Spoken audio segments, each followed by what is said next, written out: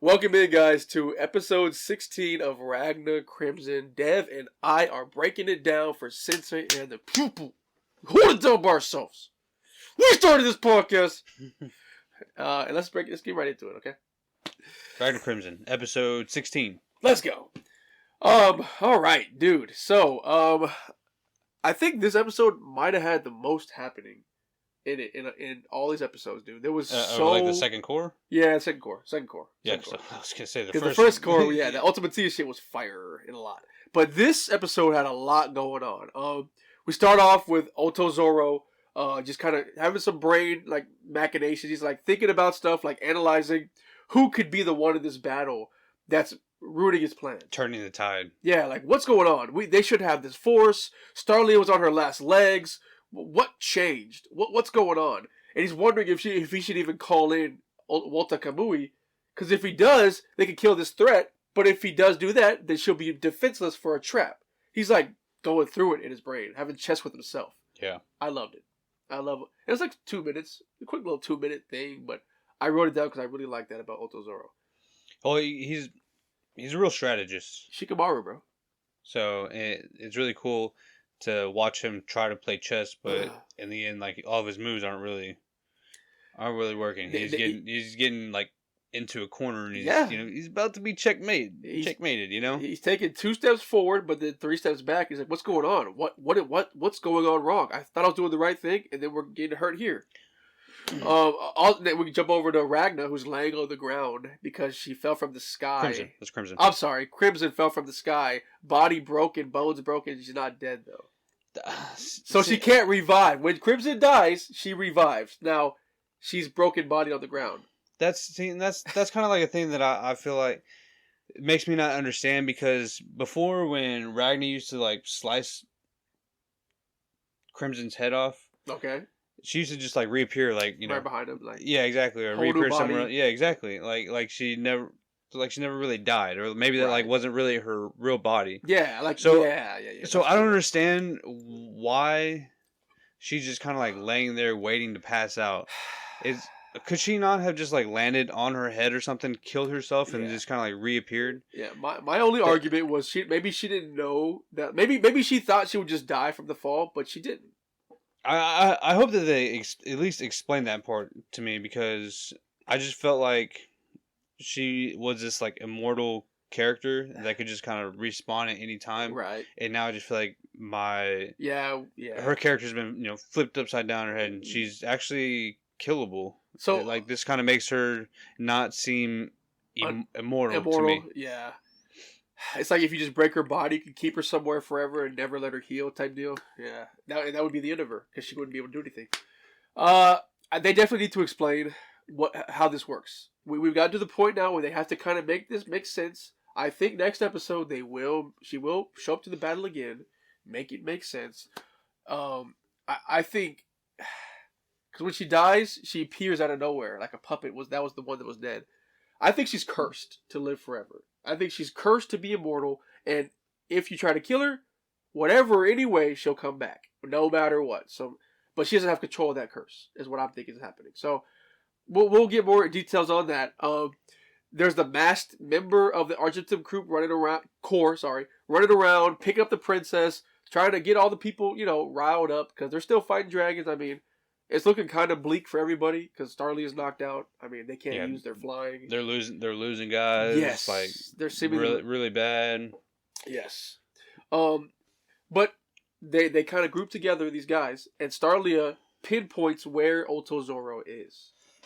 Otozoro also has eyes that can like stretch off his body tendrils.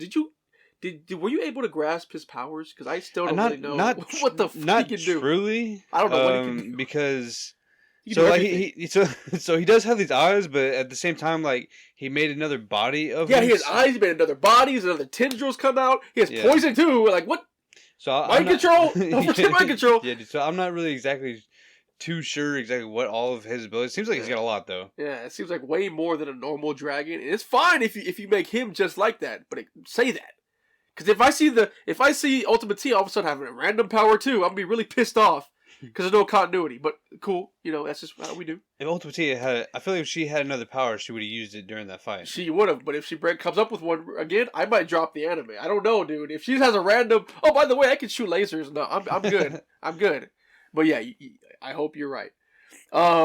Yes, Starlia attacks Otozoro. She finds where he is, drags him up out of the ground with her energy.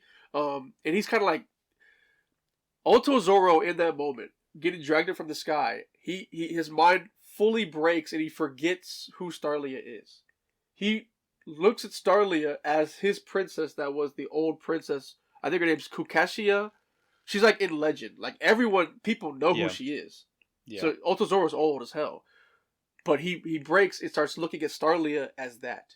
Well, because he's kind of seeing the similarities between both of them and how he kind of ended up looking up to the princess that he was once. He was like a lieutenant for that princess, and he now understands why all these people are following her, like, and why they're going so hard for her, and why they believe in her. Yeah. She's got no quit in her, and that's all her life. She's never had arms. Starlia, yeah. But she don't give up. Yeah, true. So, all facts. All facts. So that kind of sparks that his old, like, having visions and you get ultimate allegiance when you become a dragon to your blood master. But this is like breaking through somehow. This is like love for Starlia is breaking through. Yeah, and he lies to Terratectra. He lies and says she's dead. He lies and says she's not moving, and she was moving or something like that, right? Well, at first she wasn't moving, but yeah, I'm wrong. I'm wrong about that. You're right. So yes. Also, another little one-off mention thing. Whenever Starly was raising him out of the ground, there was also a dragon that was awakened in the forest. Did you notice that? There's another dragon called the wooden sea serpent dragon, just randomly out of nowhere. Just another monarch level dragon. Seemingly was like he's in a slumber. You remember when they mentioned he's in a slumber? He's waking up. You see this little kid like laying there in an outline of red. That's another monarch dragon, I believe. Just randomly there in the forest. I don't remember. I was sleeping. I'll have to go back and watch it. Yeah, it was like a quick 1 or 2 minute that Otozoro said, oh, Borgias is here? And then they just they went away from it. But I think there's another monarch dragon there. We're gonna find out. But there's a point in this moment where Otozoro has his mind flipped, that Starlia gets knocked unconscious again because Terratectra's kind of firing shits off from the mountaintop. Starlia's unconscious. Otozoro walks up to her. And what happens then when Otozoro sees her on the ground?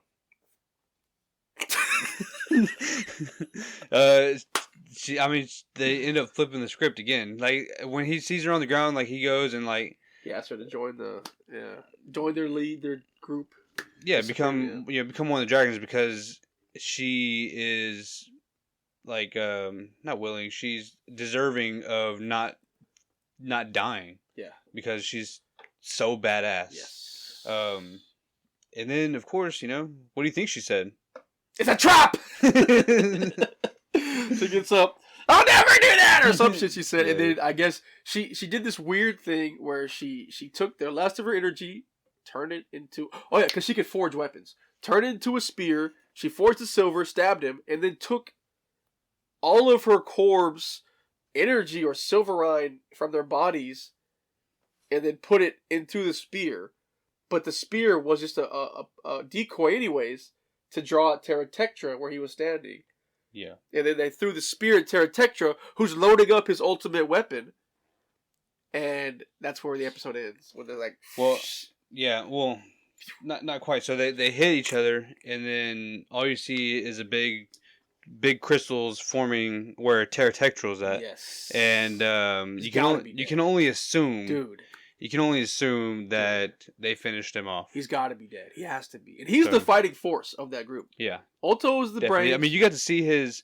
Well, he was shooting his ultimate ability at Ragna, right? Yeah, early on, yeah. It was kind of a weak, just kind of like... I mean, what are we comparing it to? Like, I mean, it's basically just like shooting like some bazookas, like... They do for like the ultimate, like, fighting machine, type of kind of guy known for, I'm not bad at it. He's the exploding dragon. He's the exploding dragon. I just felt like, like should I use my ultimate weapon? It's it's what's gonna turn the tables. It didn't really It, feel it like it just really look, turned yeah, the tables. it looked like your other explosions. By the way, yeah. Yeah, dude. Fair, It just didn't really feel like fair. it was the game changer that it was. Because they had to wait a certain amount of time just for it to load, just for it to be ready. That's what Yeah. they got. I think we're underestimating the explosion. We need to see the effect of it again, but it definitely didn't seem like a big circle. Like it just seemed like a. I mean, this dude's a big dude. He's a big guy. Yeah. Yeah. Next episode, we should find out he's dead. If he is not, I'm going to be very upset. But guys, like, comment, subscribe. Let's know what you thought of this episode of us reacting to it, and leave in the comments that you're really happy or sad that Paul's gone. Guys, we're out of here.